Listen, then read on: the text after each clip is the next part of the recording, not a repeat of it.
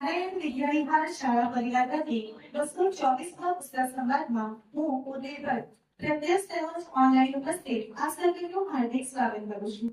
ઈશ્વરને યાદ કરતા પ્રાર્થના રજૂ કરવા માટે શ્રી ધીરેન્દ્રસરને વિનંતી છે. પ્રાર્થનાના શબ્દો છે જ્ઞાન का दान सबसे बड़ा सबसे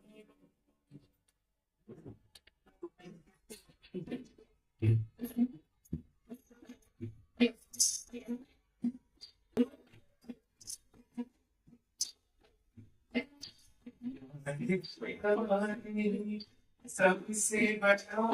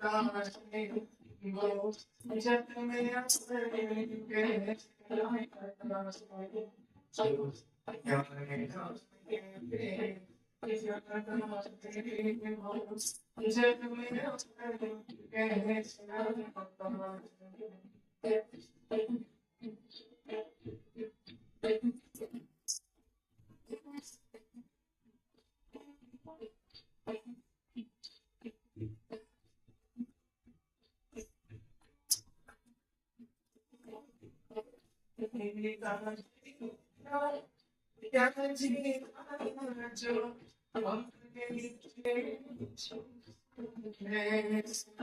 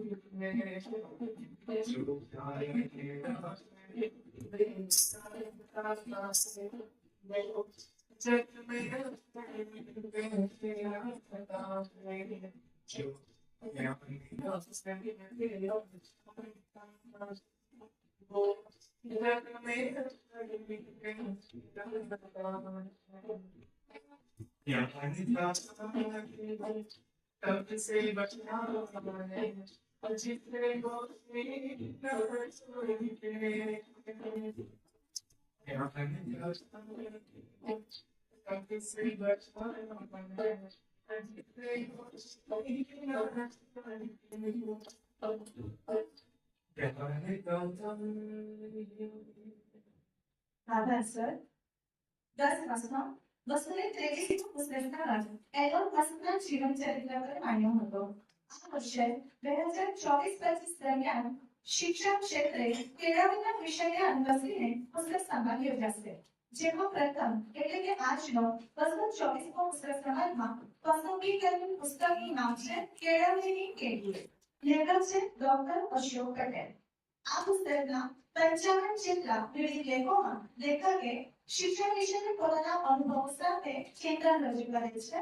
લેખક વિશે વિશેષ પરિચય મેળવીએ તો ડોક્ટર અશોક પટેલે વ્યવસાયની શરૂઆત પ્રાથમિક શાળામાં શિક્ષક તરીકે કરી હતી. ત્યારબાદ બીએડ કોલેજમાં વ્યાખ્યાતા બન્યા.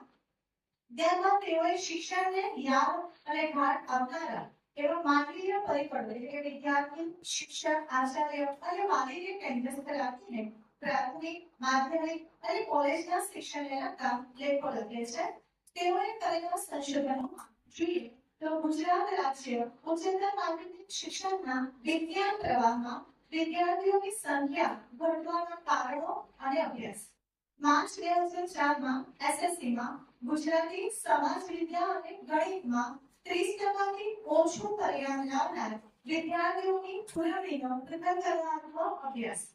નોકરી કરતી મહિલાઓનો અભ્યાસ 10%થી ઓછું અને 100% પરિણામ લાવતી શાળાઓનો તુલનાત્મક અભ્યાસ એ મુખ્ય છે. લેખકના આટલા પરિચય બાદ હું આચાર્યશ્રીને વિનંતી કરું કે તેઓ પુસ્તક સંવાદ આપે.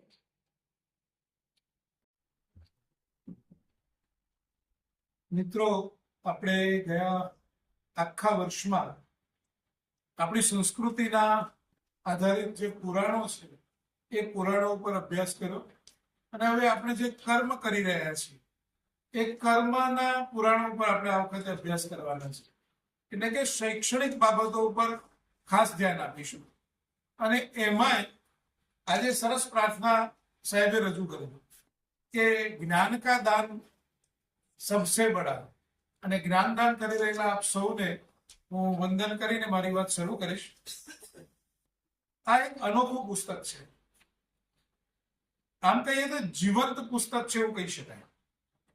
હું જીવંત પુસ્તક એટલા માટે કહું છું કે જો આ પુસ્તકને તમે થોડું વાંચવાનો પ્રયાસ કર્યો હોય તો એ પુસ્તકમાં આપણે જે કરીએ છીએ ને વિચારીએ છીએ લગભગ બધી જ બાબતો એમાં સમાવિષ્ટ છે. સાથે સાથે રાજ્યની ઘણી બધી શાળાઓ આપણી જેમ આવું કામ કરતી હશે. એટલે શિક્ષકોમાં જીવાતું આ પુસ્તક એટલે હું એને જીવંત પુસ્તક તરીકે ઓળખું છું. આ પુસ્તકની પસંદગીનું કારણ એ છે કે ખાસ કરીને હું જ્યારે લગભગ આ શાળામાં આવ્યો અને એના બીજા ત્રીજા વર્ષે આપણી જ શાળાના સ્ટાફ રૂમનો ફોટોગ્રાફ સાથેનો લેખ એમણે લખ્યો હતો અને એ લેખ વાંચ્યા પછી આપણામાંથી કદાચ ઘણા બધાને ખબર હશે એ લેખમાં સ્ટાફ રૂમ કેવો હોવો જોઈએ એની ખૂબ સરસ ચર્ચા હતી. અને ગમતાનું કરીએ ગુલાલ એ આશયથી આપણે આ પુસ્તકને પસંદ કર્યું છે. એમાં ના પસંદગીના પણ કેટલાક કારણો છે. અમુક બાબતો એવી પણ છે કે જે અત્યારે સાંપ્રત સમયમાં બંધ બેસતી નથી, એવી બાબતો પણ છે. અને એ જે તે વખતે એટલે કે જ્યારે તમે બધા પણ કદાચ અનુભવ કર્યો હશે કે આપણે કર્મયોગી તાલીમોમાં જતા હતા, આમાંથી ઘણા બધા ગયા પણ હશે, જૂના હશે. એ કર્મયોગી તાલીમોની દેન એટલે અશોક પટેલ એવું આપણે કહી શકીએ. આમ તો અશોક પટેલ ને શિક્ષણ ગમે છે, શિક્ષક તરીકે કામ કરવું ગમે છે, એ મહત્વની વાત છે. અને એવા શિક્ષકોને વાત કરવા હું જઈ રહ્યો છું કે જે શિક્ષકોને શિક્ષણ કાર્ય સાથે નિસ્બત છે અને એ શિક્ષણ કાર્ય કરવા આપણે મથી રહ્યા છે. બેને પરિચય આપ્યો તેમ આ પુસ્તક બહુ મોટું નથી, ખૂબ નાનું પુસ્તક છે. આપણી લાઇબ્રેરીના કબાટોમાં પડ્યું હોય છે અને ઘણી વખત આનો ઉપયોગ હું કરતો હોઉં છું. લગભગ 2010માં આ પુસ્તક પ્રકાશિત થયું. એની બીજી શ્રેણી પણ પ્રકાશિત થઈ અને હવે ત્રીજી શ્રેણી છપાઈ રહી છે એવું મારી અશોકભાઈ સાથે વાત થઈ. 115 રૂપિયામાં પુસ્તક, 170 પાના અને 14 એના વિવિધ પૃષ્ઠો સાથે વણાયેલું છે.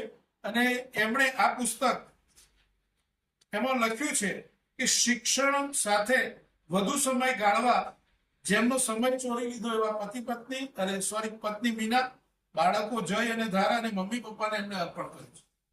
એમણે પોતાનું નિવેદન લખતા લખ્યું છે કે એમને લખવાની ટેવ કેમ પડી. તો એનું કારણ એ હતું કે સતત પ્રયોગશીલ હતા અને પ્રયોગશીલ હોવાને કારણે સતત પ્રયોગો કરતા રહેતા. એમણે પ્રાથમિક શિક્ષણથી જ શરૂઆત કરી અને પછી કોલેજ સુધી ગયા અને એને કારણે એમને આ પ્રયોગો કરવાનો લાભ મળતો, એના કારણે એમને લખવાની ટેવ પડી અને ધીરે ધીરે એમને આપણા દૂરદર્શનના કાર્યક્રમોમાં લખવાનું એક તક મળી અને એ તકને કારણે એ થોડાક ફેમસ થયા. અને પછી ગોધરા ખાતે જયંતિ રવિ જે કલેક્ટર તરીકે ફરજ નિભાવતા હતા, પછી આપણા શિક્ષણ કમિશનર બન્યા. ખૂબ પ્રયોગો એમણે શિક્ષણમાં કર્યા અને હજુ સુધી પણ અમે સંપર્કમાં છીએ. એમાં કર્મયોગી તાલીમો માટે એમણે અશોકભાઈને મદદ લેવાનું શરૂ કર્યું અને શિક્ષણ પ્રેમી લોકો બાળકો સાથે કામ કરતા કરતા એમણે આજે અનુભવ્યું તે લખવાની શરૂઆત કરી. એટલે એ વખતે એ લેખ સમાચાર પત્રમાં આવતો ત્યારે કેળવણીને કિનારે એવા ટાઇટલથી આવતો હતો. અને એ કર્મયોગી તાલીમમાં એમણે આ બતાવ્યું કે કેજી થી કોલેજ સુધીમાં શિક્ષણ કેવું હોવું જોઈએ અને એમાં એમણે નવી વાસ્તવિકતાની વાતો કરી છે. એટલે એમાં એમનું ચિંતન આપણને જણાઈ આવે છે. એમની લાગણીશીલતા. એમણે એવું કહ્યું છે કે આ મૂલ્ય શિક્ષણ માટે આપણે જે મથી રહ્યા છીએ એ જ વાત એમને પણ ચિંતા હતી ને અત્યારે આપણે જોઈ શકીએ છીએ. 2010 થી 2024માં આવ્યા પણ એ જ વાત છે કે મૂલ્યલક્ષી શિક્ષણનું શું. એટલે એમણે એવું લખ્યું છે કે પાસવર્ડ અને પાસપોર્ટ આ બેની પાછળ આપણે પડ્યા છીએ. મોબાઈલોનો પાસવર્ડ અને પછી પાસપોર્ટ અને એના કારણે આર્થિક સમૃદ્ધિ આવે છે પણ નૈતિક મૂલ્યોનું અધઃપતન થયું છે. અને એ અધઃપતન થવાથી એમણે કેટલીક ટકોરો પણ કરી છે. અને શિક્ષક જે પોતાની જાત પરનો વિશ્વાસ ખોઈ બેસે છે એની ખાસ ચર્ચા કરી છે. એના વર્તન વ્યવહારની વાત કરી છે. અને છેલ્લે એવું પણ લખ્યું છે કે સ્ટાફરૂમ જે છે એ કેળવણીમાં ખૂબ મહત્વનો ભાગ ભજવતો હોય છે, એની ઉત્કૃષ્ટ ભૂમિકા હોય એવું એમનું માનવું છે. આ પુસ્તકમાં એનો આવકાર જયંતિ રવિએ લખ્યો છે. જયંતિ રવિ એવું સ્પષ્ટપણે માનતા હતા કે આ પુસ્તક શિક્ષણમાં ખરેખર કંઈક કવર કરી બતાવશે, અને એના માટે થઈને એમણે સરસ એનો આવકાર લખેલો છે. એ વાંચો તો તમને ખ્યાલ આવે. એનું પહેલું પ્રકરણ છે, એટલે હું ટાઇટલ હવે નહીં બોલું, પણ પહેલી શરૂઆત કરીએ. એમણે એવું કહ્યું છે કે શિક્ષકો ઉઠો, જાગો અને જ્ઞાન પ્રાપ્તિ સુધી મંડ્યા. વિવેકાનંદનું સૂત્ર જુદું હતું, ઉઠો, જાગો અને ધ્યેય પ્રાપ્તિ સુધી મંડ્યા. આપણે એમ કહ્યું કે જ્ઞાન પ્રાપ્તિ સુધી મંડ્યા રહો. આવું કેમ કહ્યું હશે? શિક્ષકો અજ્ઞાની છે તો જ્ઞાન પ્રાપ્તિ સુધી મંડ્યા રહો એવું કેમ કહ્યું હશે? તો એની પાછળ એમણે એવું કહ્યું છે કે શિક્ષક જે છે એ એની પોતાની તૈયારી, હું હંમેશા કહું છું કે તમે ક્લાસમાં જાઓ ત્યારે વિષયની તૈયારી હોવી જોઈએ, એ નથી કરતો. અને આજે બાળકો જે છે એ હવે બુઠ્ઠા નથી આવતા, એને આગળના ટેરવે બધી જ માહિતી એમની પાસે હોય છે. અને એના કારણે બાળક શું કરે કે સૌથી પહેલા તો એને એવો વિશ્વાસ હોય કે મારા શિક્ષકને બધી જ ખબર હશે, એટલે શિક્ષક પર પહેલો આધાર રાખે. અને શિક્ષક જો એમાં ઊંડો ઉતરે તો એના આમ વિચારો તો બાળક જે છે એ બાળક કેટલા વિષયોનો અભ્યાસ કરે? જેટલા તમે ભણાવો છો એ ધોરણમાં મૂકે છે બધા, અને મારો શિક્ષક કેટલા વિષયનો અભ્યાસ કરે? એ તો સ્પેશિયાલિસ્ટ. એટલે એને ત્યાં પ્રશ્ન ચિહ્ન કર્યો છે કે સ્પેશિયાલિટીમાંથી બહાર આવે, કે હું તો ગણિત જ ભણાવું, હું તો વિજ્ઞાન જ ભણાવું, હું તો ફિઝિક્સ ભણાવું, બહાર એવું ના હોય. બધા જ વિષયો શીખવવાનું એનું પોતાની તૈયારી હોવી જોઈએ. બાળકને આપણે જેમ કોમ્પિટિશનમાં પરીક્ષા લઈએ છીએ એમ જો શિક્ષકોને પરીક્ષા લેવાની હોય તો એમને બેસાડી દઈએ તો પેપર આપીએ તો આપણને ખબર પડે કે ક્યાં છે. પેપર કાઢી હોય તોય મને એવું શંકા છે કે પાસિંગ માર્ક લાવવા અઘરા પડી જાય. એટલે એમનું કહેવું એવું છે કે બાળક જે છે એ 50 બાળકો બેસતા કે 60 બાળકો બેસતા, તો એ 60 બાળકો જે છે એ બાળકોના રસના વિષયો અલગ અલગ છે. બધાને એક જ વિષય હોય તેવું પડે નહીં. પરંતુ એટલા માટે થઈને શિક્ષકે પોતાની જ્ઞાન સમૃદ્ધિ વધારવી જોઈએ. એટલે કે શિક્ષકનું જ્ઞાનનું પલ્લું હંમેશા ભારે હોવું બાળકના કરતા. આપણે ગૃહ કાર્ય તો માંગીએ જ છે બધા, પણ આપણે ગૃહ કાર્ય કરીએ છીએ ખરા? પોતાની જાતને પૂછજો કે આપણે ગૃહ કાર્ય કરીએ છીએ ખરા? અને કરતા હોય તો પછી પ્રશ્ન આવે નહીં. હું તમને એક નાનકડી વાત કરું કે અત્યારે તો આપણે મેડિકલ સાયન્સની બધી દવાઓ જાતે જ લેતા થઈ ગયા છે. ડોક્ટર પાસે જવાની જરૂર જ નથી હોતી. કેટલી દવાઓને નામ તમને આવડે? શરદી, તાવ ને માથું દુખે, પગ દુખે, નસવે કશું બીજું ખબર પડે? બાળકને પૂછજો, અને ચોક્કસ તમારા કરતા વધારે એને ખબર હશે. એટલે એમણે કહ્યું કે શિક્ષકનું જ્ઞાન એનું પલ્લું વધારે નમતું હોવું જોઈએ. ઘણા બધાને પૂછવું જોઈએ, MA BEd કે BSc BEd કે MSc BEd થઈને આવે અને એને પૂછવામાં આવે. મેં એક સરસ વાત કરી, તમને કદાચ યાદ હોય તો, એક શિક્ષક ઇન્ટરવ્યુ આપવા આવ્યો હતો હમણાં થોડાક દિવસ પહેલાની વાત છે. મેં એમને 2 પ્રશ્નો પૂછ્યા કે નર્મદનું શહેર અને કમા મુનશીનું શહેર કયું? એટલે એને કીધું કે અહીં નર્મદા વહે છે એટલે નર્મદ ભરૂચના, અને કમા મુનશી સુરત. એનું કેટલું એઝમ્પશન જોરદાર કે નર્મદા એ વહે છે એટલે નર્મદ ભરૂચના. આ જ્ઞાનનું લેવલ હોય છે.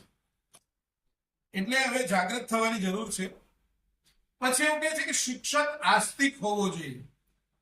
આમાંથી કેટલા આસ્તિક છે? રમેશભાઈ, કોના હાથ નથી ઊંચા થયા? એમની સામે આસ્તિક હોવું એટલે શું?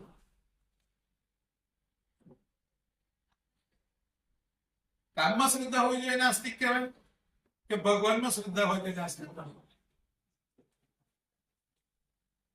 હું તો આસ્તિક હોવાની વ્યાખ્યા પૂછું છું. આસ્તિક હોવું એટલે શું? ઈશ્વરમાં શ્રદ્ધા હોવી જોઈએ. બધાને 100% શ્રદ્ધા છે? ચોક્કસ. તો બાળકોમાં શ્રદ્ધા કેટલા છે?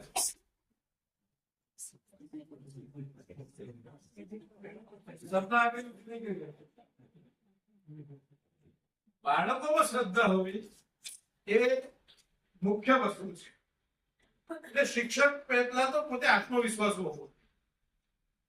કશું કામ આવ્યું આ તો મને નહીં થાય, આ તો મને નહીં આવડે, આને કેવી રીતે કરવું, એ વિચાર જો મનમાં પહેલા આવે તો એનો આત્મવિશ્વાસ નથી. હું કરી શકીશ એ વિશ્વાસ આપવો જોઈએ. એટલે પોતાની જાત ઉપર શ્રદ્ધા હોવી જોઈએ.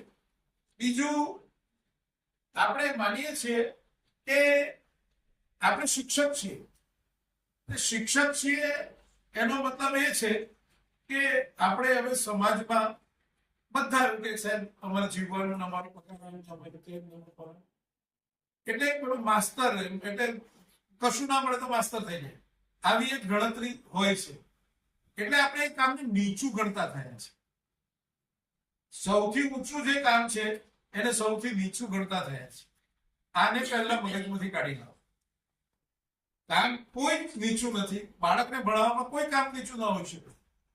પણ એ આપણો એટીટ્યુડ, ધારો કે હમણાં કલેક્ટર ઉતરીને આવે તો આપણે શું કરીએ, અને કોઈ બીજો શિક્ષક આવે તો આપણે શું કરીએ, આપણો વ્યવહાર કેવો હોય?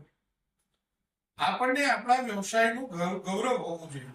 એટલે કોઈ પણ કામ નીચું નહીં કરવું. બહુ તો શું થાય, આપણે ન કરી શકીએ એવું થાય ને. પણ ન કરી શકીએ તો પણ શીખી શકીએ. એમાં કેમ ન કરી શકાય એનો એનાલિસિસ આપણે કરી શકીએ ને, કે આ કેમ ન થઈ શક્યું એવું તો આપણે પૂછી શકીએ ને. એટલે ગીતાજીએ તો એવું કહ્યું છે કે કરેલું ક્યારેય ફોગટ જતું નથી. ત્યારે શું થાય છે, ત્યારે આપણે વર્કશોપમાં જઈએ તો મને રિપોર્ટ આપતા હોય શિક્ષકો, હું સાંભળતો હોય ત્યારે મને બહુ મજા આવે. સાહેબ બહુ નબળો છે, આળસુ છે, ઠોઠ છે, એ તો ભણવા આવતું જ નથી, ધમાલ કરવા જ આવે છે. આવી વાત આપણે બાળકો માટે કરતા હોય છે. હકીકત બાળક ભણવા નથી આવતો, પણ તમે ભણાવવા આવો છો તો ભણાવો ને. કેમ આવી ફરિયાદો આપણી પાસે આવે છે? બાળક ભણવા નથી આવતું એવું માનીએ, પણ આપણે તો ભણાવવા આવીએ છીએ ને. આ બતાવે છે કે આપણો આત્મવિશ્વાસ ડરે છે. આપણને આપણી જાત ઉપર શ્રદ્ધા નથી. આપણે એને બદલી શકીશું, આપણે એને આપણા ઢાળમાં ઢાળી શકીશું એવો વિશ્વાસ નથી હોતો. એટલે નિષ્ફળતાનું પહેલું પગથિયું શું છે? આત્મવિશ્વાસનો અભાવ. એટલે લેખકે એવું કહ્યું છે કે શિક્ષકે 3 બાબતો પર ખાસ શ્રદ્ધા રાખવી: પોતાની જાત પર, પોતાના કામ પર અને વિદ્યાર્થી પર. આપણી સમજ બહારની વસ્તુ અશક્ય છે એવું માની ન લેવું. અને તમે વર્ગખંડના રાજા તરીકે, એટલે કે નેતા તરીકે હો તો એનું કામ સરળતા કરી આપવાનું છે, મુશ્કેલી ઊભી કરવાનું નથી. હવે મહત્વનો પ્રશ્ન આવે છે, અને એ પ્રશ્ન અહીં ભાઈ કે મેં સરસ મૂક્યું છે. શિક્ષકો માટે શું મહત્વનું? નિયમ કે નિષ્ઠા? નિષ્ઠા કેટલાનો જવાબ નિષ્ઠામાં છે? કેટલામાં નિષ્ઠા છે? નિષ્ઠા અને નિયમ આ બે એકબીજા સાથે જોડાયેલા છે. આમ તો આપણા વ્યવસાયમાં નિષ્ઠાનું મહત્વ ખૂબ હોય છે. એટલે શિક્ષણ અને શિક્ષક આ બંનેની સાથે નિષ્ઠા જોડાયેલી છે. એટલે વિદ્યાર્થી અને શિક્ષક વચ્ચે જ્ઞાનાત્મક સંબંધ હોવો એ જરૂરી છે. ઘણી વખત આપણે વિચારીએ કે આપણામાં નિષ્ઠા તો છે, પણ નિષ્ઠા પાલનનો એક પુરાવો મેં મૂક્યો છે. આટલી બધી નિષ્ઠા છે આપણી પાસે, એ તો વંચાતું નહીં હોય, પણ આપણે જે નોંધ કરીએ છીએ એ નોંધ મૂકેલી છે. પોતાના હૃદય પર હાથ મૂકીને કહેજો કે શું એ જરૂરી હતું કે આપણે રોજ મોડા થવું, કે આપણે કોઈ કારણસર મોડા થયા. એ વાત અલગ છે, પણ બધા દિવસ કારણ હોઈ શકે.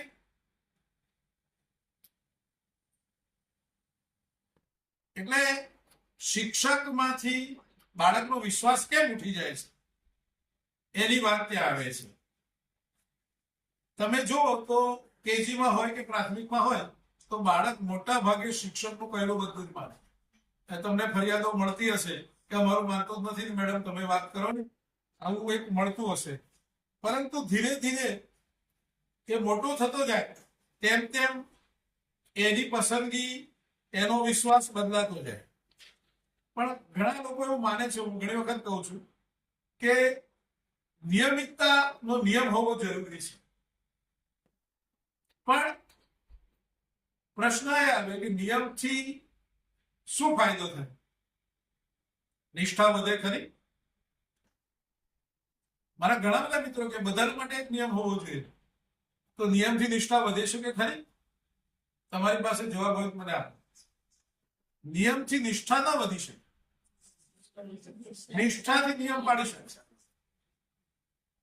એટલે આપણે નિયમોમાં માનીએ છીએ, પણ એના કરતા વધારે નિષ્ઠામાં કામ કરવું જોઈએ. કેટલાક લોકો આળસુ હોય, એમને એવું હોય કે નિયમ મુજબ જ કામ કરવું. હમણાં 2 દિવસ પહેલા મેં એક પોસ્ટ લખી હતી કે ઘડિયાળ જોઈને કામ કરનાર એ સારો સમય લાવી શકતો નથી. ઘડિયાળ બાજુ પર રાખીને જે કામ કરે છે એ એનો સારો સમય ચોક્કસ લાવી શકે. એટલે એ નિયમ મુજબ જે કામ કરે છે એના જ્ઞાનનો વધારો થાય, પણ બાળકને કોઈ ફાયદો થાય નહીં. બની શકે કે એનું જ્ઞાન વધી શકે નિયમમાં આવતો હોય તો, પણ આપણે એવું કહી શકીએ કે જો નિષ્ઠા હશે તો બાકીનું બધું આપોઆપ જ આવી જશે. પછીનો મુદ્દો બહુ સરસ છે.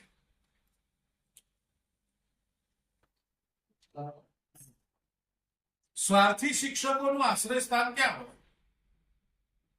સ્વાર્થી શિક્ષકોને કોણ પાડે એ કોઈ કહેશે?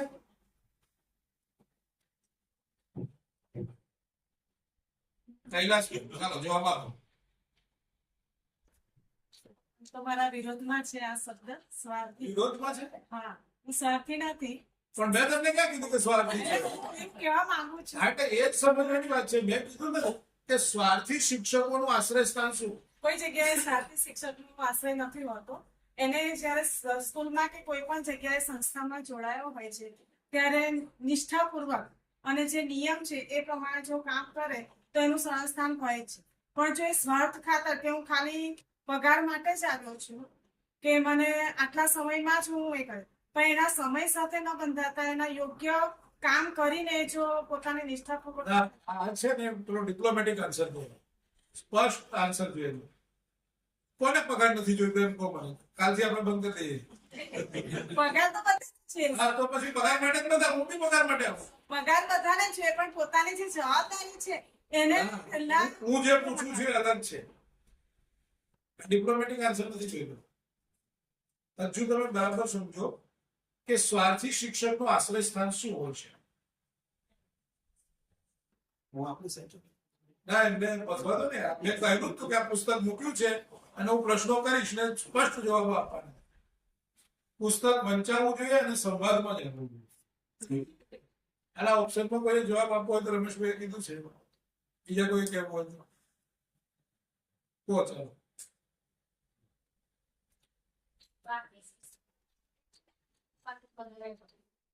એટલે ધારો કે અહીંયા કરતા કદાચ કોઈ બીજી જગ્યાએ એને વધારે સેલેરી મળે તો એનું આશ્રય સ્થાન અહીંયાથી બદલાઈને બીજી જગ્યાએ જશે. મતલબમાં એનું મુખ્ય ધ્યેય આર્થિક ઉપાર્જન જ હોય કે એના માટે વિદ્યાર્થીઓનું હિત કે શાળાનું કોઈ મહત્વ નથી રાખતું. હજુ મારે જે જોઈએ છે જવાબ નહીં.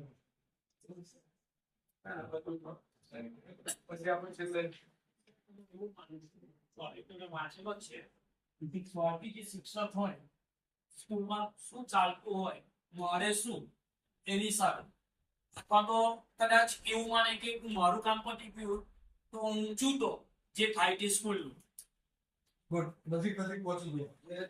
સર, હું મારા મંતવ્યથી એ વિચારું કે શિક્ષક 2 પ્રકારનો હોય. એક અર્થને મહત્વ આપતો હોય અને એક જ્ઞાનને મહત્વ આપતો હોય. એટલે 2 પ્રકારનો સ્વાર્થ છે. એક જ્ઞાન માટેનો સ્વાર્થી હોય અને એક અર્થનો સ્વાર્થી હોય. એટલે જે શિક્ષક પોતે એવું વિચારતો હોય કે મારે પગાર વધારે જોઈએ અથવા મારે આ રીતે અર્થ ઉપાર્જન માટે કરવું, તો એ એવી જ પ્રવૃત્તિમાં રચ્યો પચ્યો હોય કે જેની નિષ્ઠા શિક્ષણ પ્રત્યેની નથી હોતી. શિક્ષણ પ્રત્યેની નથી હોતી એટલે એનો ભાવ એનાથી એમાં જોડાયેલો નથી હોતો અને પરિણામે એ પોતાના શિક્ષણ કાર્યની અંદર એનો જે સ્વાર્થ જે છે એ શિક્ષણ કાર્ય પ્રત્યેનો નથી હોતો ભાવ સાથેનો, એટલે એ એમાં નિષ્ફળ જાય છે. માત્ર અર્થ પ્રત્યે એનું જે ધ્યાન હોય છે એ એમાં સફળ થતો હોય છે અને જે જ્ઞાન માટેનો હોય છે અને જે શિક્ષણ કાર્ય પ્રત્યે જ્ઞાન સાથે વળેલો તો એ લાઇબ્રેરી અથવા કંઈક ને કંઈક એવા પ્રયોગો સાથે વણાયેલો હોય છે કે જે સતત એવું વિચારતો હોય છે કે આજે વર્ગમાં જઈને હું એવું શું કરું કે જેની અંદર વિદ્યાર્થીઓને મજા આવે. એટલે આ બે પ્રકારના શિક્ષકો જોવા મળે છે.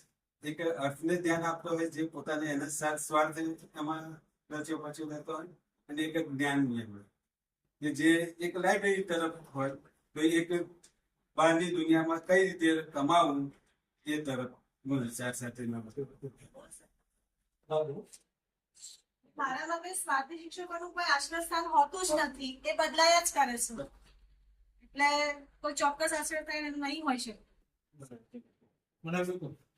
ડાયરેક્ટ દ્રષ્ટાંત દ્વારા સમજાવું તો ફોર એક્ઝામ્પલ જમવાની લાઈન છે એમાં બટાકાવાળા છે ઘણા બધા, એટલે આમ લાઈનમાં જતા બધા બટાકાવાળા જ્યાં સુધી હોય ત્યાં સુધી પેલાને વાંધો નહીં, આગળ વાંધો નહીં, પણ ધારો કે એનો વારો આવ્યો સપોઝ પણ બટાકા ખલાસ થઈ ગયા બટાકાવાળા, એટલે પેલા પ્રત્યે કે આ કેવો માણસ કે બીજાની વાતને ધ્યાન રાખવું જોઈએ કે નહીં કે અમારે 2-3 બટાકાવાળા, એટલે ત્યારે સ્વાર્થ બદલાઈ જાય. એટલે ઘટના કઈ પણ એ પ્રમાણે સ્વાર્થ બદલાતો હોય છે.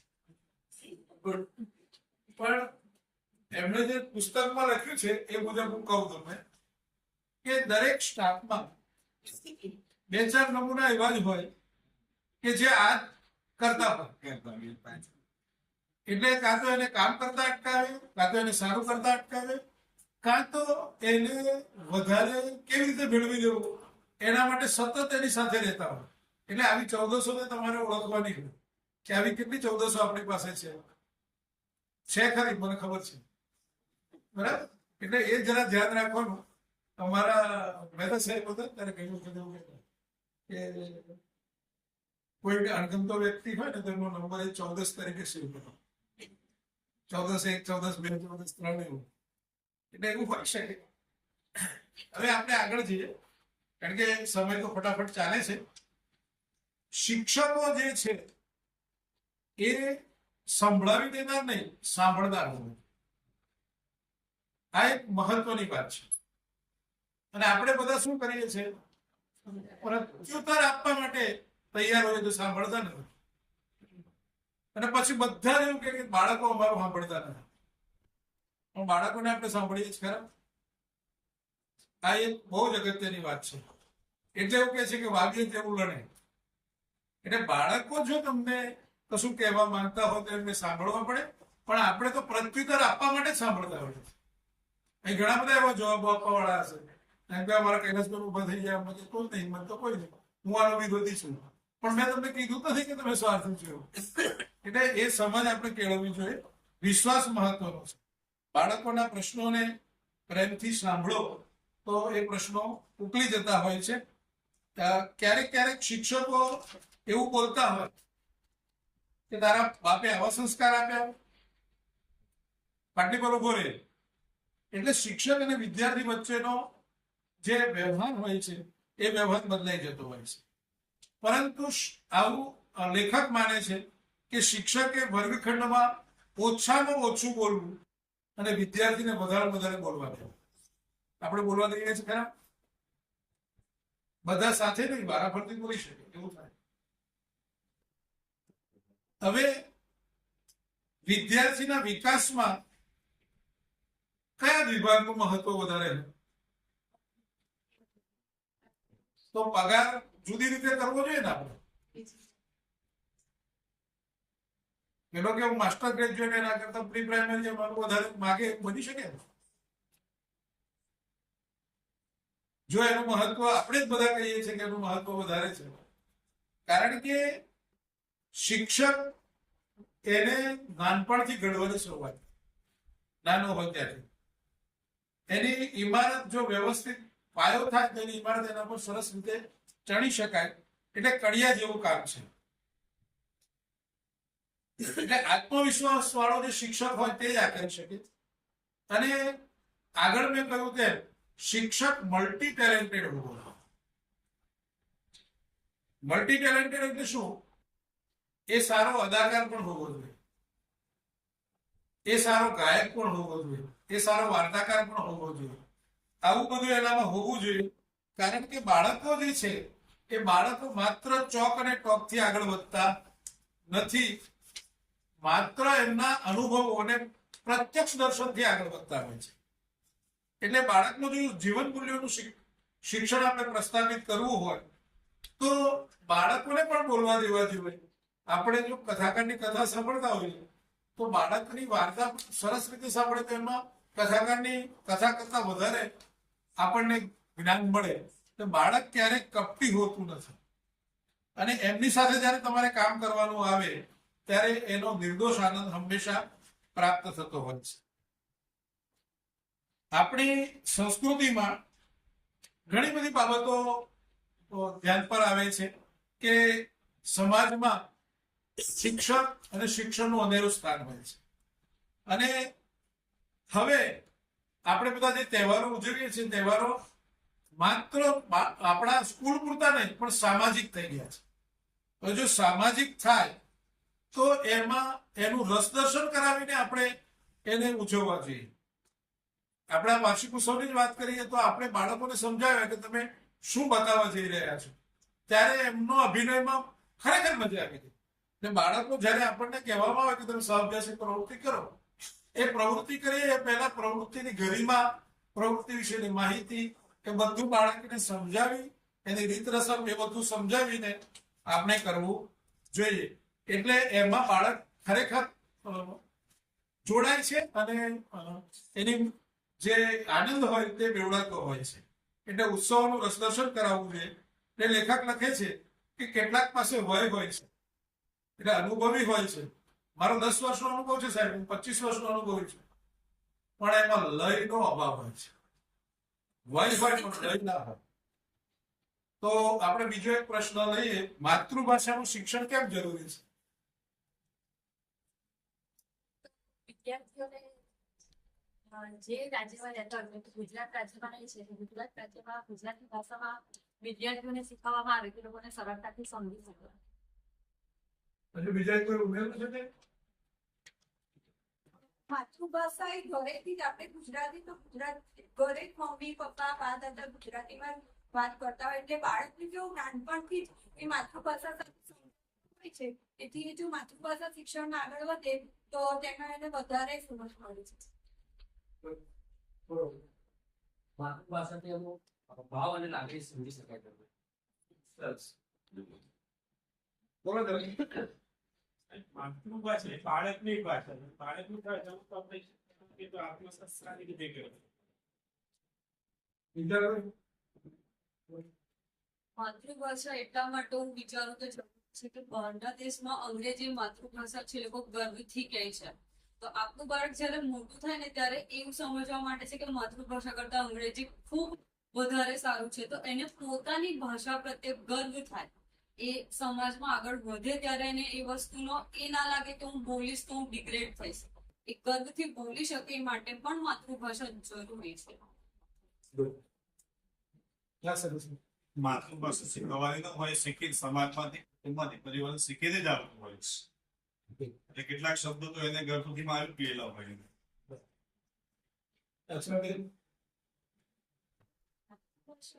બાળક ઘરેથી તો શીખે જ છે, પરંતુ એના મગજમાં જે વિચાર વધે છે, ડેવલપ થાય છે, આજુબાજુ બધી વસ્તુઓ હોય છે, એના વિચારો છે ડેવલપ છે ને એક્સપ્રેસ એ માતૃભાષા પર સારી રીતે કરી શકે. જ્યારે બીજી ભાષામાં એના મનનો જે હાવભાવ હોય તે વસ્તુ એ ના કરી શકે. માતૃભાષાનો અભ્યાસ કરતો હોવાથી એવી શબ્દ પણ વધે છે અને પોતાની કલ્પના પોતાના વિચારોને એ સરળતાથી રજૂઆતની કરી શકે છે.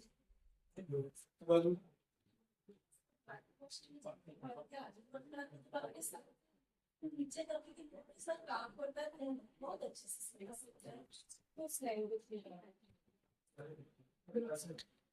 માતૃભાષા શિક્ષણ એટલા માટે મહત્વ, જો માતૃભાષામાં શિક્ષણ હોય તો પહેલા પહેલું દેશ પ્રત્યેનો જે પ્રેમ છે જે બહુ મહત્વની. જે દેશ પોતાની માતૃભાષા ગુમાવશે ને એ ફરીથી ગુલામ બનશે.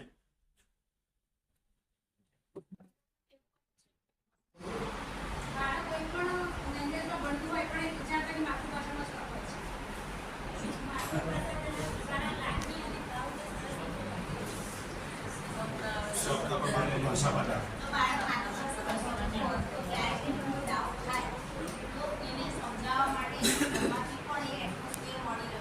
કારણ કે કોઈ શબ્દનો અર્થ એને ખબર ના પડતી હોય તો એના મમ્મી પપ્પા કે એના ફેમિલી મેમ્બર્સ પણ એને એ વસ્તુ સમજવામાં હેલ્પ કરી શકે. એટલે એને ખૂબ વાતાવરણ મળી રહે કોઈ પણ વસ્તુ. માતૃભાષા વાળા તો કે બોલે મારી પાસે ન આવે કે તમે ગમે ત્યાં બોલો ગમે ત્યાં જાઓ પણ આપણે શબ્દો તો ગુજરાતીમાં જ છે. માતૃભાષા એટલે માની ભાષા છે. અન્ય ભાષા પણ સરળતાથી શીખવા માટે માતૃભાષાની જરૂર છે. અને માની ભાષા એ ગમે તે ભાષા હોય પણ બાળક જન્મે ત્યાંથી સમજતું હોય અને એ સમજે એટલે એને એમાં આગળ વધવામાં મુશ્કેલી ઓછી પડે. માટે આપણે માતૃભાષામાં શિક્ષણ એવું કહેતા હોઈએ છીએ. સ્ટાફ રૂમની વાત કરી જ હમણાં. સ્ટાફ રૂમ સિવાયના શાળામાં કયા કયા ખંડો હોય? વર્ગખંડ હોય, લાઇબ્રેરી હોય, સ્ટાફ રૂમ હોય, પ્રયોગશાળા હોય, પ્રાર્થના ખંડ હોય, આચાર્યની ઓફિસ હોય, આવું બધું હોય. પણ અહીં લેખક એવું કહે છે કે સ્ટાફ રૂમ એ શાળાની પ્રગતિમાં ખૂબ મહત્વનો છે. એવું કહે છે કે જો કોઈ પણ શાળાને સમજવી હોય તો સ્ટાફ રૂમમાં જઈને થોડી વાર બેસો અને શાંતિથી સાંભળો એટલે તમને એ શાળાનું ભવિષ્ય શું છે એ સમજાઈ જાય. એટલે કે ત્યાં આઘાત લાગે એવા અનુભવો એમને થયા છે. કારણ કે શિક્ષકો એમના જે હોય મનમાં એ બધું કાઢતા હોય. ધારો કે ઘણી વખત એવું કે અમારે તો પહેલા તો આમ હતું, પહેલા તો તેમ હતું, પહેલા તો બાળકો આવતા ને એડમિશન એવું અઘરું પડી જતું, બેસવાની જગ્યા ન મળે એટલા બધા હતા. પણ હવે તો વિદ્યાર્થી ખૂબ નબળા આવે છે.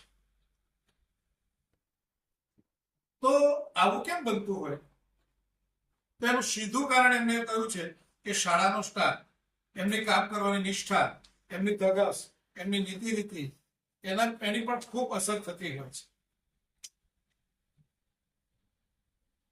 એટલે એમને એવું કહ્યું કે સ્ટાફ રૂમમાં એવી તાકાત હોય છે કે નવો નિમણૂક પામેલા શિક્ષકને ઊંચે પણ ચડાવી શકે અને પાડી પણ શકે. આ બંને વસ્તુ તમને સ્ટાફ રૂમમાંથી પડે. એમણે કહ્યું કે સ્ટાફ રૂમ એ ઘોંઘાટીઓ ના હોવો જોઈએ. ચર્ચા તો થવી જ જોઈએ પણ ઘોંઘાટીઓ ના હોવો જોઈએ. અને ઘોંઘાટ કરતા મિત્રો હોય તો એમાં કોઈ કશું શીખી શકે નહીં. એમાં ચર્ચાને બંધ કરવાની વાત નથી કરી. આપણે ચર્ચાનો વિષય બદલવાની વાત કરી કે તમે વિષય બદલો કે જેમાં શાળાનો અરીસો હોય. એટલે કે ત્યાં શિક્ષક ફ્રેશ થવા આવતો હોય પણ રિફ્રેશ થઈને જવો હોય. એટલે કે જો એનામાં કંઈક એવા બાબતો આવી ગઈ હોય તો ત્યાં એ ડિલીટ થઈને જવી જોઈએ. એટલે બિનઉપયોગી ચર્ચાઓ અટકાવીને સકારાત્મક ચર્ચાઓ એ એમાં મૂકવી જોઈએ. એટલે સ્ટાફ રૂમ સ્વચ્છ અને સારા ભાવ વાળો હોવો જોઈએ. હવે આપણે ફરી એક પ્રશ્ન લઈએ. આમને સરસ પ્રશ્ન પૂછ્યો છે. શું વિદ્યા સહાયક બનવું એક શિક્ષણ ક્ષેત્રમાં આવેલા યુવાનનું અંતિમ ધ્યેય હોઈ શકે? શિક્ષણ સહાયક બનવું એ શિક્ષણ ક્ષેત્રમાં આવેલા કોઈ પણ યુવાનનું ધ્યેય હોઈ શકે?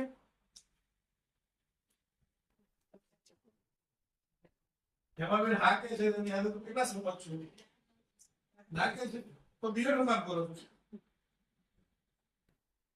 ધ્યેય ના હોય તો બીજું શું કામ કરો છો?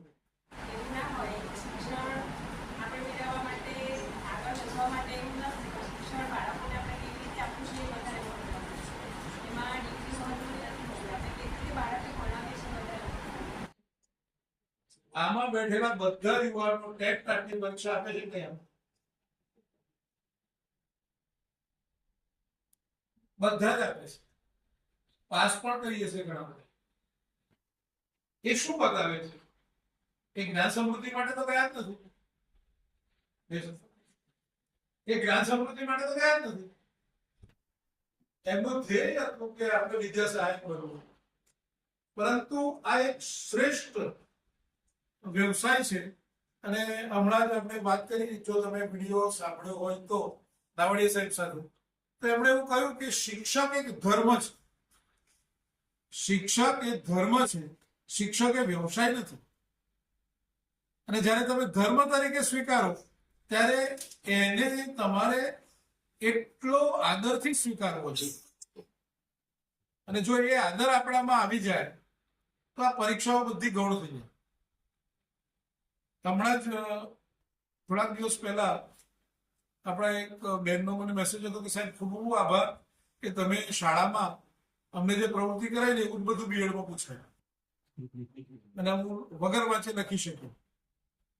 એનો મતલબ શું છે કે આપણે સતત શીખતા હોઈએ છીએ, પણ જે પવિત્ર વ્યવસાય મળ્યો છે એ વ્યવસાયની ગરિમા જાળવવાનું આપણે શરૂ કરવું જોઈએ. પછીનો એક વાત કરી છે એમણે કે વર્ગખંડમાં નવું નવું ભણાવવા આપણે જતા હોઈએ છીએ, પણ શિક્ષક પાસે નવું હોય છે ખરું? બધું જૂનું જ લઈને જતો હોય છે. શું નવું લઈને જાઓ છો? કોઈ ગણાવશે મને કે હું મારા વર્ગખંડમાં નવું લઈને જાઉં છું? આટલી બહોળી સંખ્યામાં આપણે છીએ, પણ કોઈ પાસે એવી કહેવાની તાકાત નથી કે હું આ નવું લઈને જાઉં છું.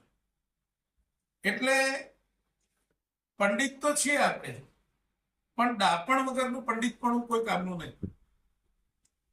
એટલે કે આપણે ભણ્યા તો છીએ પણ એમાં ડાપણ નથી. આપણે સામાન્ય રીતે અબ્દુલ કલામને એક વૈજ્ઞાનિક તરીકે ઓળખીએ છીએ, પરંતુ એક સારા શિક્ષણવિદ પણ હતા. એ એવું કહેતા કે તમે કોઈને પણ નકારાત્મક દ્રષ્ટિથી જુઓ છો એટલે કે ધિક્કારો છો તો એ હંમેશા કડવાશ ઉત્પન્ન થાય. અને આપણે સતત આપણા વ્યવહારમાં શું હોય, બાળક હોય કે આપણો કલીગ હોય કે કોઈ પણ હોય, તો આપણામાં એક ધિક્કારની ભાવના તો હોય કે આ તો ચાલે છે, એટલે એ કડવાશ જમાવે છે. તો બુદ્ધિશાળી લોકો શું કરે, તો જગતને અનુકૂળ કરવા માટે પ્રયત્ન ન કરે, એ જગતને અનુકૂળ થવાનો પ્રયત્ન. એ બુદ્ધિશાળી. એવું આપણા કલામ સાહેબ કહેતા કે તમારી પાસે એવો ઉત્સાહ હોવો જોઈએ કે તમે નાની નાની સફળતાઓને ઉજવો અને પોતાના થકી એવા કામો કરો કે જે ખૂબ કપરા. ધારો કે હમણાં મેં ગયા વર્ષે જાહેરાત કરી કે આ કાર્યક્રમના કન્વીનર આ, તો કન્વીનર કે એને જેને નેતૃત્વ સંભાળો, એક સારા મોટા પ્રોજેક્ટનું સંચાલન કરવા માટે આપણે ઉત્સાહિત હોવા જોઈએ. અહીં તો બધા આમ કરીને જોઈ લે કે કોનું નામ બોલાય છે. નામ નહીં, અમારે નામની પસંદગી કરવામાં મુશ્કેલી થવી જોઈએ. એવી સ્થિતિમાં આપણે હોવા જોઈએ, તો જ આપણે સક્રિયપણે આપણે એ પ્રોજેક્ટનું સંચાલન કરી શકીએ. અને એ સંચાલન કરીએ ત્યારે ઘણું બધું શીખી શકતા હોઈએ છીએ. એ આપણો જીવન મંત્ર હોવો જોઈએ. અને ત્યારે જ તમે વિદ્યાર્થીઓ પાસે શ્રેષ્ઠ કામ કરાવી શકો છો. ઘણી વખત શિક્ષકમાં સ્વાર્થ, કિન્નાખોરી, આળસ, કામચોરી, ઈર્ષા આ બધું આવી જાય ત્યારે ખૂબ મુશ્કેલી એ શિક્ષકના જીવનમાં અને બાળકો માટે પણ થતી હોય છે. આપણે એક નવો પ્રશ્ન લઈ લઈએ પાછા, પછી આગળ વધીએ. મિનેશભાઈ ચૌહાણ, તમારો પ્રશ્ન છે, હું આચાર્ય હોઉં તો?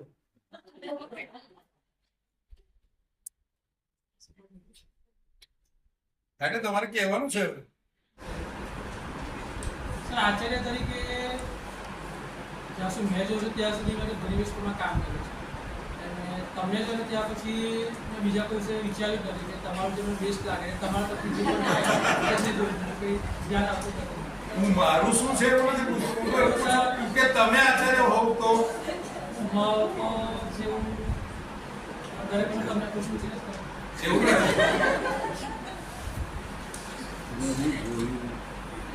આવું આપણા બધામાં બનતું હોય છે કે એક ખૂણામાં બેસીને ચર્ચા કરવી ને બોલવું અને વાસ્તવિક કામ કરવું એમાં ઘણો મોટો ફરક છે. આપણે ઘણી વખત રાષ્ટ્ર માટે વડાપ્રધાને શું કરવું જોઈએ એની ચર્ચા કરીએ, પણ રાષ્ટ્ર માટે મારે શું કરવું જોઈએ એની ચર્ચા આપણે કરતા નથી. એટલે એ અઘરું કામ હોય છે. હવે આગળ જઈએ. આપણી સંસ્કૃતિ આચાર્ય દેવો ભવ, માતૃમિત્રો દેવો ભવ, પછી અતિથિ દેવો ભવ એવી રીતે માને છે. પરંતુ અહીં આપણે વાત કરવાની છે કે શિક્ષણ વિદ્યાર્થી માટે આચાર્ય જ છે અને એને કઈ દ્રષ્ટિથી જોવે છે એ ખૂબ અગત્યનું છે. કે બંનેમાં એકબીજા માટે આદર હોવો જોઈએ. શિક્ષક પણ વિદ્યાર્થી પ્રત્યે આદર રાખે, વિદ્યાર્થી શિક્ષક પ્રત્યે આદર રાખે, તો જ આ શક્ય બને છે. પણ ઘણી વખત એવું બને કે કેટલાક લોકો એવું ટાંપીને જ બેઠા હોય કે કોઈ ભૂલ કરો અને તમને એ લોકો બેઇજ્જત કરી નાખે. એ વિકૃત આનંદ દેવાવાળા લોકો ખૂબ હોય છે. પરંતુ જો શિક્ષક ગુનેગાર હોય તો આવું થવામાં આપણને કોઈ વાંધો નથી, પણ શિક્ષક ગુનેગાર ન હોય તો તેવા સંજોગોમાં શું? એ લોકો એવા હોય કે એમને પોતાને કંઈક મેળવવું હોય. એટલે અહીં એમને કહ્યું છે કે ટીચર કભી ચીટર નહીં હો શકતા. આ નવું સેન્ટેન્સ છે, ટીચર કભી ચીટર નહીં હો શકતા. મોટા ભાગે શિક્ષકો બાળકના કૃત્યને સાહજિકતાથી માફ કરી દેતા હોય છે. મોટા ભાગે આપણે એને યાદ નથી રાખતા કે બાળકે આવું કર્યું તો આવું કર્યું, એને ભૂલી પણ જઈએ છીએ. ત્યારે એમને એવું કહ્યું કે ગુરુ પૂર્ણિમાનો દિવસ એને કેવી રીતે ઉજવવો જોઈએ? બહાર જે ગુરુઓ બેઠા છે અથવા તો જે આપણા આચાર્યો છે મતલબ કે આધ્યાત્મિક રીતે એને જ આપણે ગુરુ માનતા હોઈએ છીએ, પણ એવું નથી હોતું. જે આપણા જીવનમાં કંઈક શીખવે એ આપણો ગુરુ. તો આ દિવસે શું કરવું જોઈએ? તો એ દિવસે ગુરુને પગે લાગીને આપણે કોઈ સંકલ્પ લેવો જોઈએ અને એ સંકલ્પનું પાલન થાય ત્યારે આવા જે શિક્ષકો છે એ શિક્ષકો ખૂબ હરખાઈ જતા હોય છે, એનો આનંદ એને આવતો હોય છે. એટલે એને એ વાત કરી છે. હવે બીજો એક પ્રશ્ન લઈએ. બેન, પ્રશ્ન આવ્યો છે પરીક્ષા એટલે શિક્ષક, વાલી કે વિદ્યાર્થીના મતે શું પરીક્ષા? વાલીના મતે જે શિક્ષક જે ભણાવ્યું છે અને બાળક કેટલું શીખ્યા છે તે, અને વિદ્યાર્થીના મતે એ કે શિક્ષકે જે કરાવ્યું છે અને એ કેટલું ગ્રહણ કર્યું છે તે. આદર્શવાદ કરીને આપણે, હું આદર્શવાદની વાત નથી કરતો. અત્યારે શું માનીએ છીએ આપણે? શિક્ષકના મતે શું, વિદ્યાર્થીના મતે શું અને વાલીના મતે શું? 3 હાથે ના બોલવાને અલગ અલગ બોલવા તો એ મિત્રો એમાં ભાગ લઈ શકે છે.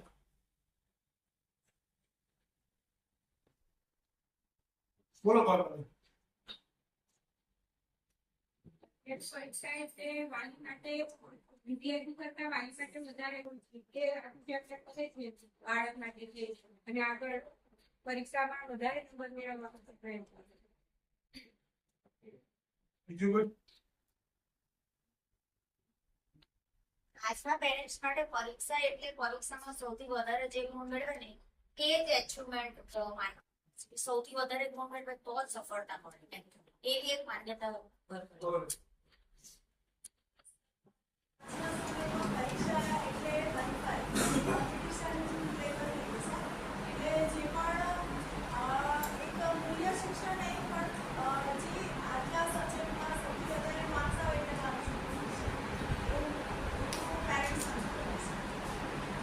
શિક્ષકના મતે શું? શિક્ષકના મતે પરીક્ષા એટલે શું? બાળકના સર્વાંગી વિકાસ માટે શિક્ષક એવું વિચારે કે એનો સતત મૂલ્યાંકન થાય એ માટે પરીક્ષા રાખતો છે. વિદ્યાર્થીને એટલા માટે પરીક્ષાની વિચાર કે મને કેટલું આવડે છે, મારું સ્વ મૂલ્યાંકન કરવા માટે એ પરીક્ષાને ધ્યાન રાખતો હોય છે. અને વાલીને એટલા માટે કે વાલીને શિક્ષણ જગતમાં એને બહુ જ્ઞાન નથી, તો મારું બાળક કેટલી પ્રગતિ કરે છે એ જાણવું હોય તે પરીક્ષા દ્વારા એને સતત એનું મૂલ્યાંકન કરવું હોય છે. પરીક્ષા એટલે વિદ્યાર્થીઓને આપણે પૂછીએ છે, પણ સહેલા પ્રશ્નો પણ પૂછ્યા, ઘણા પણ પૂછીએ, પણ બાળકને કેટલું આવડ્યું છે એના પરથી હું એવું મૂલ્યાંકન કરું કે હવે કેટલું લેવલ કેટલું છે અને એને કેવી રીતે હજુ સરળ રીતે સમજાવી શકાય. કારણ કે આપણે કહીએ તો છે, પૂછીએ તો છે, પણ દરેક બાળક બધું નથી લખી શકતું. તો એના સપ્લિમેન્ટરી પરથી આપણે તો એ વસ્તુ સમજવી પડે કે એનું લેવલ જોઈ અને ભલે અઘરા એવું નથી, પણ એને સહેલા પણ પૂછે તો એ થોડા ઘણા અંશે સમજે, અને સમજે તો લખે. એ તો એ અને સ્પષ્ટ ભાષામાં નહીં લખે, ક્યારેક તો એને જે સમજાય છે એ જ લખે.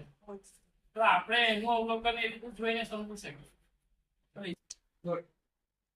જો વાલીના મતે એવું હોય કે જે નથી મેળવી શકતો એ મેળવવા માટે બાળકમાં ફાફા માટે શિક્ષકને શું હોય, એનું કર્તવ્ય છે પેપર કાઢવું, પેપર તપાસવું, પરિણામ બનાવવું, એટલે એ કરે. અને વિદ્યાર્થી આ બંનેની વચ્ચે સંભળાય. બરાબર ને? હવે આમ તો ઘણું બધું લાંબુ છે, પણ 1 કલાક થઈ ગયો છે, એટલે હું મારી વાતને થોડીક છેલ્લું પ્રકરણ રજૂ કરીને એવું કહેવાય કે શૈક્ષણિક સંસ્થાઓ શિક્ષકોથી સોંપે છે. સંમત?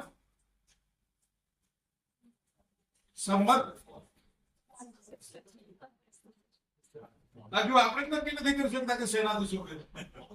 આપણાથી ના સોંપે તો કોનાથી સોંપે?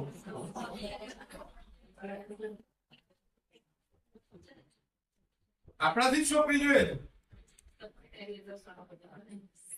એમણે 52મું પ્રકરણ અહીં સરસ લખ્યું છે કે શૈક્ષણિક સંસ્થાઓ માત્ર શિક્ષકોથી શોભે એવું હોતું નથી, એના કર્મચારીઓ જે બીજા હોય એના થકી પણ શોભે છે. એમને જે લખ્યું છે ને એવું અક્ષરશઃ વાંચન કરવાનું છે, એટલે તમે સાંભળજો. એ લખે છે કે હું અમદાવાદના ઉસ્માનપુરામાં આવેલી વિદ્યાનગર હાઈસ્કૂલના પ્રાથમિક વિભાગમાં શિક્ષક તરીકે કામ કરું છું. ત્યારે અમારી સાથે મોહનભાઈ રબારી નામના એક સેવક પણ કામ કરતા. સૌ તેમને મોહન કાકા તરીકે સંબોધતા. બિલકુલ ભણેલા નહીં. સ્ટાફ મિત્રો તેમને સહી કરતા આવડે એટલું અક્ષર જ્ઞાન એમણે આપેલું. તેમનો યુનિફોર્મ હતો ધોતિયું, લાંબુ પેરનનો જબ્બો અને પાઘડી. સંસ્થા મોટી હોવાને કારણે સંસ્થામાં સેવક ભાઈઓની સંખ્યા ઘણી હતી. શિક્ષકો કોઈ પણ સેવક ભાઈ પાસે કરાવી લેતા, પણ વિદ્યાર્થીઓ કોઈ પણ કામ કે પૂછપરછ માટે મોહન કાકા પાસે દોડી જતા.